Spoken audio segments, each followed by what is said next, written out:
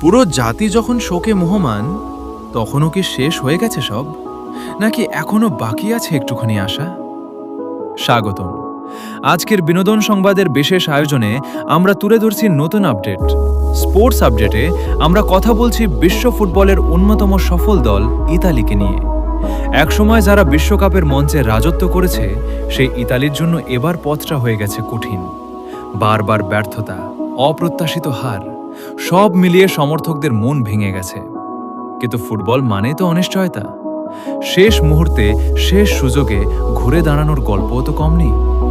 এখনও হিসাবের খাতায় রয়েছে কিছু সম্ভাবনা, কিছু সমীকরণ, যেখানে অলৌকিক কিছু ঘটলে ইতালি ফিরে আসতে পারে বিশ্বকাপের মঞ্চে। তাহলে প্রশ্ন একটাই, ইতালি কি পারবে অসম্ভবকে সম্ভব করতে, নাকি এবারও স্বপ্ন ভেঙে যাবে কোটি সমর্থকের? আপনার মতামত কি? কমেন্টে জানাতে ভুলবেন না।